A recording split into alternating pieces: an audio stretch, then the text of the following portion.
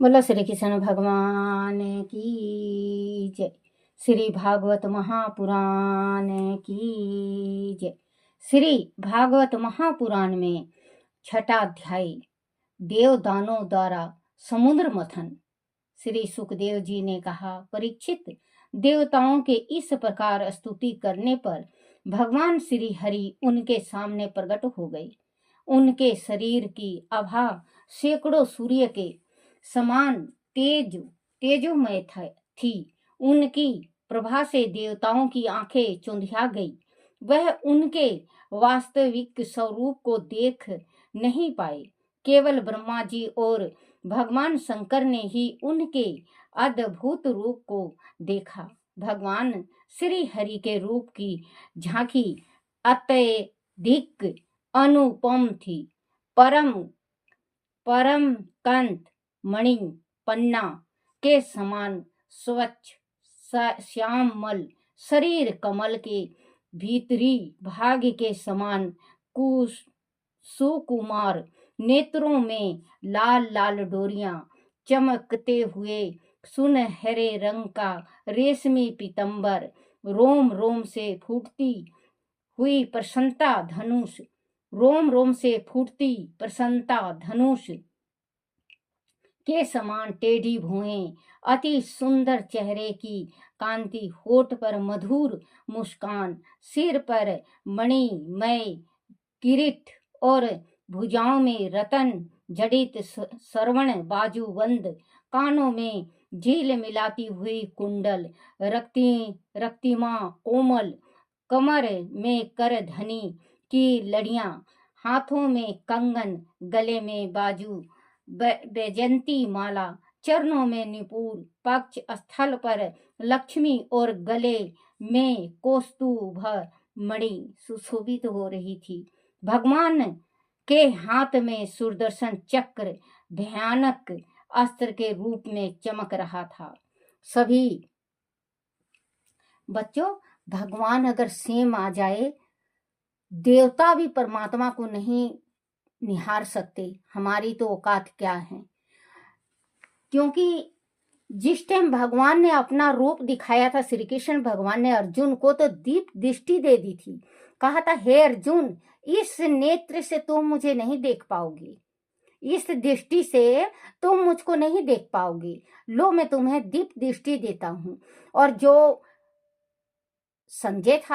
संजय को ऋषि ने दिया था दीप दृष्टि। अगर चाहते उस टाइम, देखो बच्चों, जिस टाइम दिमाग मलिन होता है, बुद्धि भ्रष्ट होता है, तो उस टाइम इंसान सब कुछ भूल जाता है। तो धृतराष्ट्र कहने लगा, मैं भी कौरव पांडव की लड़ाई देखना चाहता हूँ, मैं उनके साथ जाऊंगा। तो वो कहने लगे, ऋषि कहने लगे, व्यास जी बोले कि तुम तो देख नहीं सकते, तो क्या देखोगे? तो कहते, फिर तुम यहीं बैठे बैठे देख सकते हो।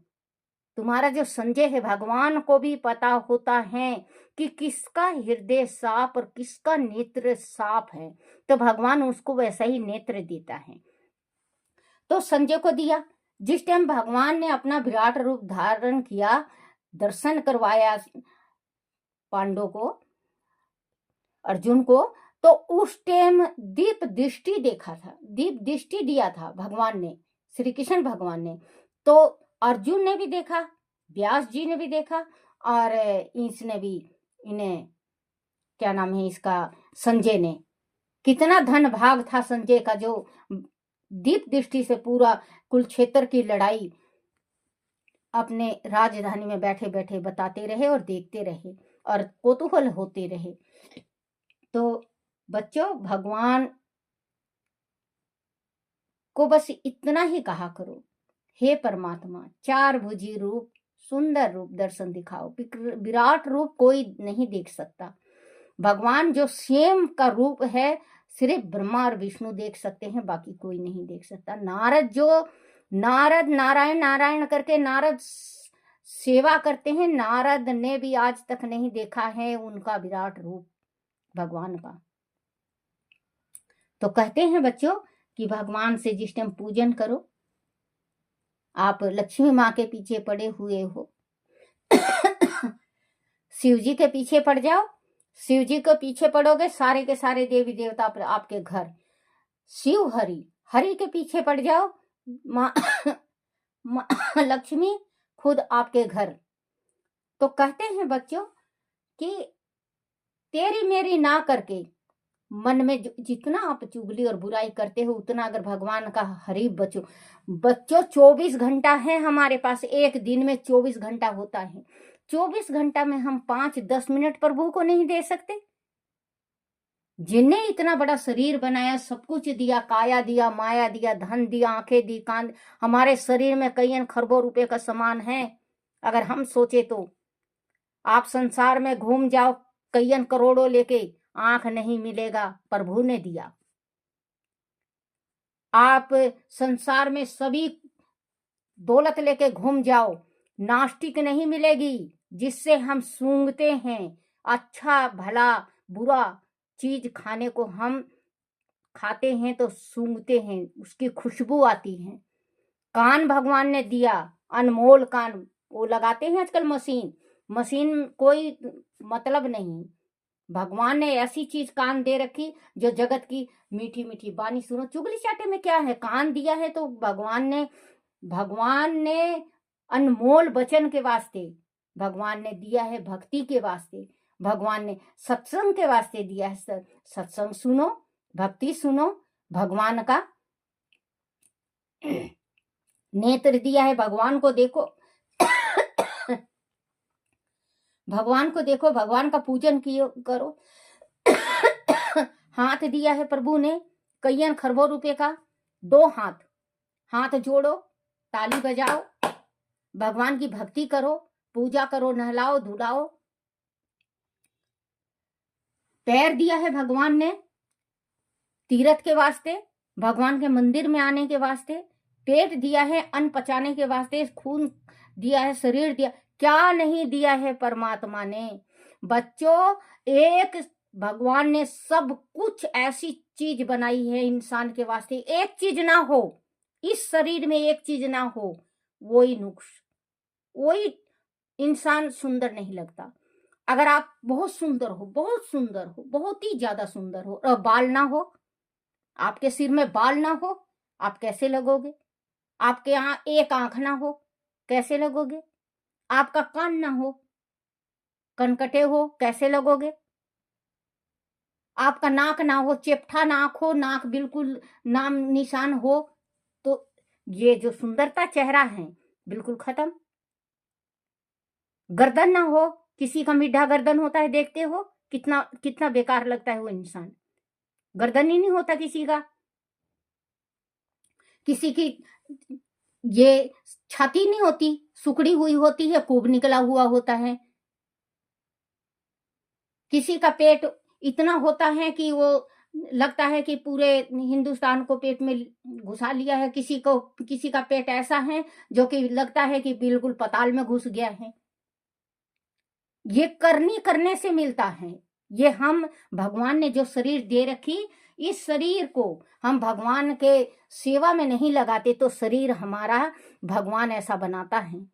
बच्चों देखो, भगवान कभी बैठ के सोचना, इस बात को कभी आप बैठ के सोचना कि भगवान ने कितना सुंदर शरीर हमारा दिया है।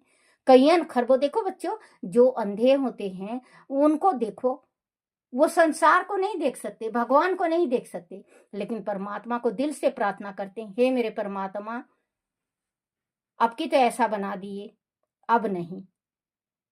तो भगवान ने जो शरीर बना रखी, 24 घंटा में भगवान को 10 मिनट तो दो, 10 मिनट।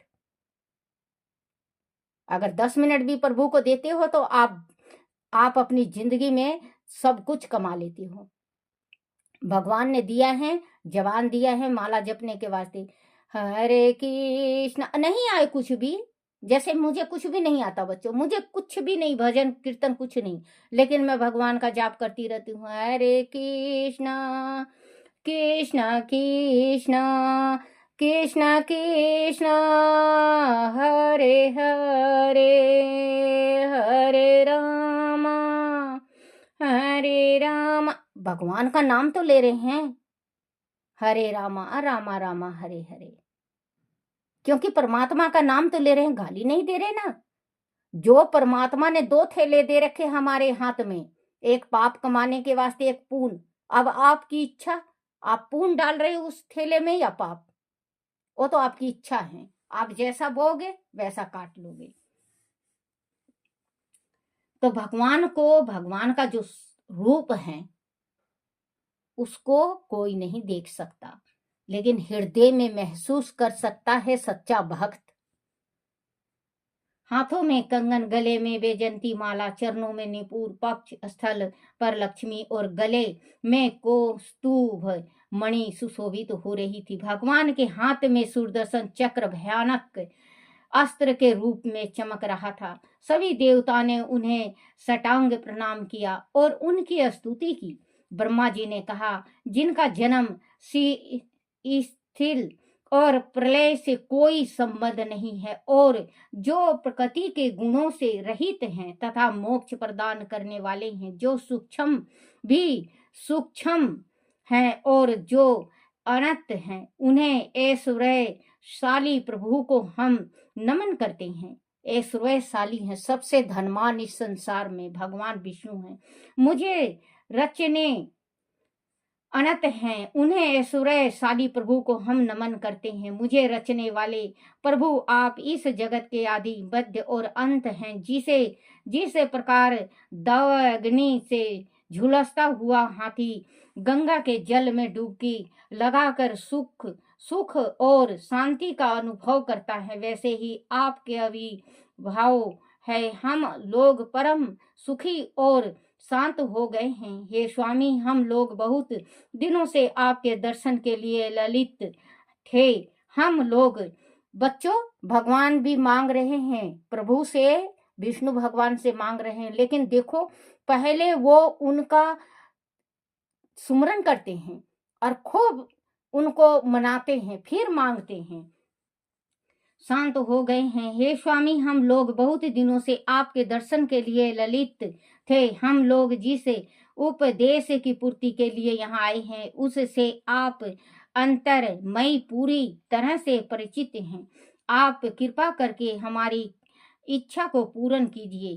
परीक्षित, इस प्रकार ब्रह्मा जी के द्वारा भगवान की स्तुति करने पर सभी देवगण हाथ जोड़कर खड़े हो गए। उनकी स्तुति सुनकर और उनके आने का प्रयोजन जानकर भगवान ने मेघ के समान गंभीर वाणी में कहा, हे ब्रह्मदेव, हे शंकर जी, हे देवगण, तुम लोग सावधान होकर मेरी बात सुनो। इससे तुम्हारा कल्याण निश्चित रूप से होगा। इस समय असुर पर काल की कृपा है, इसीलिए जब तक तुम्हारे अब आयुदय और उन्नति का समय नहीं आता, तब तक तुम देत और दानों से संधि कर लेनी चाहिए। आदि कोई बड़ा और महान कार्य करना हो तो शत्रु से भी मेल मिलाप कर लेना चाहिए। बाद में काम बन जाने पर उनके साथ सांप और चूहे वाला बर्ताव करना चाहिए। एक बार की बात है कि एक मदारी की पिटारी में जिसमें सांप था, एक चूहा कहीं से घुस आया। सांप को देखकर चूहा घबरा गया, परंतु सांप ने उसे प्रेम से समझाया कि वह पिटारी में कैद कर दे, फिर हम दोनों उस छेद से भाग निकलेंगे। पहले तो चूहे को सांप की बात पर विश्वास नहीं हुआ, परंतु फिर उसने पिटारी में छिद्र कर दिया। काम पूरा होते ही जब चूहा वहां से भागने लगा तो सांप उसे पकड़ कर निगल गया और स्वयं पिटारी से निकल गया। इसलिए तुम लोग विलंब किए बिना क्षीर सागर से अमृत निकालने का प्रयत्न करो। उनका पान करने वाले प्राणी अमर हो जाता है। मृत्यु के फंदे अमर हो जाता है। मृत्यु के फंदे से वह सदैव के लिए छूट जाता है। पहले तुम क्षीर सागर में सभी प्रकार की जड़ी बूटियां डाल दो। बच्चों, जो अमर हो जाता है इंसान, तो अब प्रयागराज में जो एक बूंद गिरा था, उसका महत्व है प्रयागराज में। तो बच्चों देखो इतना भीड़ जा रही है कि कितने तो वहां पे घायल हो गए और कितने मर गए, क्योंकि ये अमृत जो है ना, अमृत शुरू से ही लड़ाता आया है। अमृत का जो चरण है वो लड़ाता ही आया है। अमृत के वास्ते देव और दानव दोनों लड़ पड़े। विष्णु को मोहिनी रूप धारण करना पड़ा और देवों को देने लगे और राक्षसों को वैसे ही जल पिलाने लगे। तो जो राहु राक्षस था, क्या नाम था इसका, तो भगवान चंद्रमा के पास, सूर्य चंद्रमा के पास आके बैठ के इसने निगल लिया। जैसे ही पहचाने चंद्रमा और सूर्य ने विष्णु भगवान को कहे तो चक्र से मारे, तो इनका धड़ नीचे और जो गर्दन ऊपर। तो राहु केतु दोनों ग्रह हुए। तो जो भगवान को लगता है सूर्य ग्रहण और चंद्रमा ग्रहण, वो यही लगाते हैं, क्योंकि इन्होंने बताया था वो दुश्मनाई निकालते हैं। इसीलिए तुम लोग विलंब किए बिना क्षीर सागर से अमृत निकालने का प्रयत्न करो, उसका पान करने वाला प्राणी अमर हो जाता है। जैसे अब भीड़ लगा हुआ है कि हम गंगा में गोता लगाएंगे और गंगा पिएंगे तो हम अमर हो जाएंगे। बच्चों, अमर होके इस संसार में क्या करना है आपको? तेरी मेरी में रहना है। बस भगवान से मांगो, मोक्ष मांगो, ईश्वर से मोक्ष मांगो। जो मृत्यु लोक में आया है उसे तो एक ना एक दिन जाना ही है। विलंब किए बिना क्षीर सागर से अमृत निकालने का प्रयत्न करो, उसका पान करने वाला प्राणी अमर हो जाता है। मृत्यु के फंदे से वह सदैव के लिए छूट जाता है। पहले तुम क्षीर सागर में सभी प्रकार की जड़ी बूटियां डाल दो, फिर मद्राचल की मथनी और वासुकी नाग की नेति बनाकर मेरी सहायता से समुद्र का मथन करो। आलस्य और प्रमाद त्याग दो। असुर लोग तुमसे जो चाहें उसे स्वीकार कर लो। क्रोध मत करो, शांति से ही अपना काम बना लो, क्योंकि दैत्यों के बिना तुम लोग समुद्र मथन नहीं कर पाओगे। प्रयत्न करने की दैत्यों और वासुकी नाग के मुख की ओर रहें। और तुम लोग देखो बच्चों, भगवान बताए हैं मथन नहीं कर पाओगे, प्रयत्न करना की दैत्य लोग वासुकी मतलब सर्प सांप वासुकी नाग के मुख की ओर रहें, और तुम लोग पूंछ की ओर। समुद्र मथन से पहले काल कुट विष निकलेगा, उससे तुम भयभीत मत होना और किसी भी अन्य वस्तु के प्रति अपना लोभ प्रकट ना करना। तुम्हारी कामना अवश्य पूरी होगी और दैत्यों के हिस्से में सिवाय आश्रम के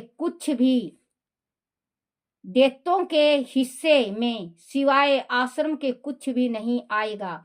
परीक्षित, देवताओं को आशीर्वाद और आदेश देकर पुरुषोत्तम भगवान अंतर ध्यान हो गए। उनके जाने पर सभी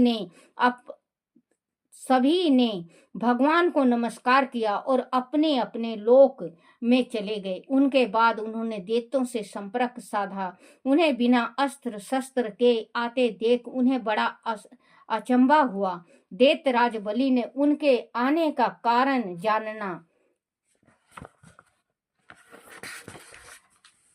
जानना चाहा, तो देवराज इंद्र ने नम्रता से उनके सम्मुख समुद्र मथन का प्रस्ताव रखा। दैत्यराज बलि को उनकी बात जच गई, किंतु वह बैठे सेनापति संबरा, अरिष्टनेमी और अन्य असुरों को यह प्रस्ताव जरा भी नहीं भाया। तब देवराज इंद्र ने उनके सामने संधि का प्रस्ताव रखा, जिसे दैत्यराज बलि ने स्वीकार कर लिया। वह अब मिलकर समुद्र मथन का उपाय और उयोग करने लगे। उन्होंने अपनी शक्ति से मंदराचल को उखाड़ लिया और उसे लेकर समुद्र तट की ओर चल पड़े। अगापी वह बड़े शक्तिशाली थे, किंतु मंदराचल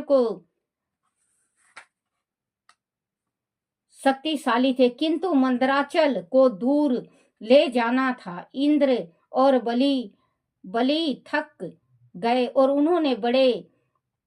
उन्होंने उसे बीच रास्ते में ही रख दिया। उनका उत्सव भंग हो गया था। तभी गरुड़ पर सवार भगवान सहसा वहां प्रकट हुए। उन्होंने खेल खेल में ही उस पर्वत को उखाड़ कर गरुड़ पर रख लिया और सागर तट की ओर उड़ चले।